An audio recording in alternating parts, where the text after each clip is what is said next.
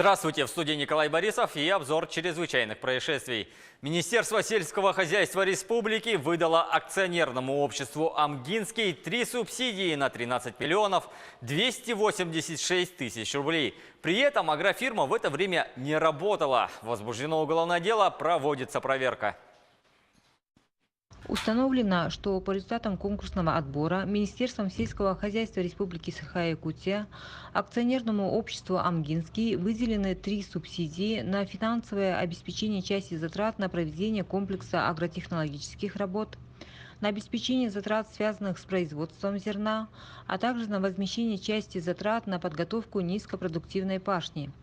Общая сумма выделенных субсидий составила свыше 13 миллионов 286 тысяч рублей. В нарушение требований Бюджетного кодекса Российской Федерации субсидии акционерному обществу представлены незаконно, поскольку на момент их получения оно не имело статуса сельскохозяйственного товаропроизводителя. При этом, согласно данным прокурорской проверки, общество было создано только в целях получения субсидий, которыми после получения распорядилось по своему усмотрению.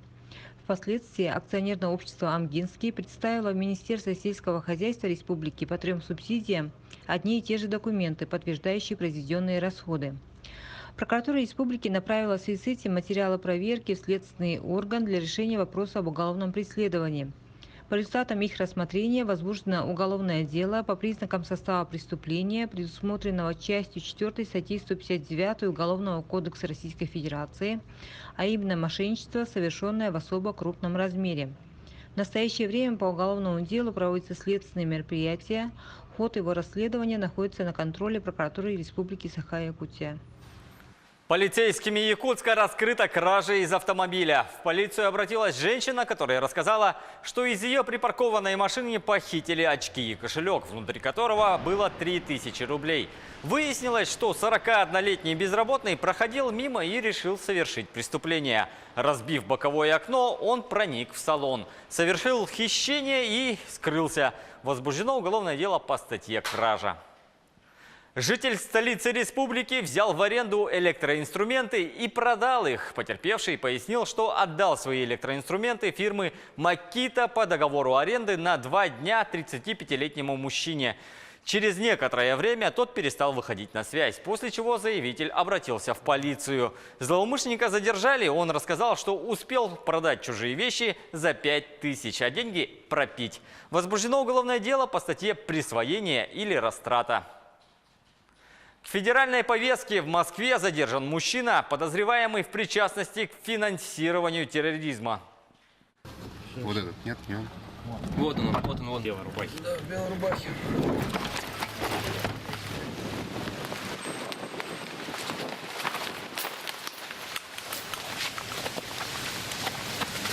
Бежать полицию. Ребята, что происходит? Давайте. Оружие. Поняли? Ноги под себя.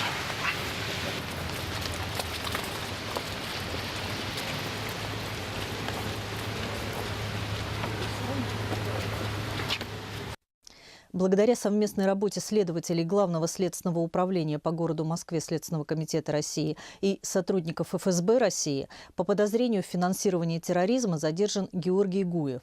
По данным следствия, используя банковские карты, подозреваемый собирал денежные средства и оказывал финансовые услуги, запрещенные на территории России, международной террористической организации «Исламское государство», а также в адрес Исраила Ахметнабиева, известного по позывному Абу Умар Сосетлинский. В результате противоправной деятельности Гуева с 2015 по 2019 годы были сделаны переводы на сумму не менее 50 миллионов рублей. Эти средства шли на обеспечение подразделений террористических организаций, а также для подготовки и совершения преступлений террористического характера.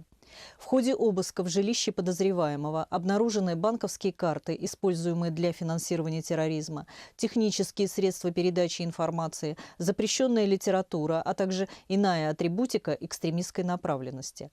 В настоящее время исследуются контакты задержанного, проводится анализ полученных сведений. В ближайшее время фигуранту уголовного дела будет предъявлено обвинение и решен вопрос об избрании меры пресечения. На этом пока все. Берегите себя.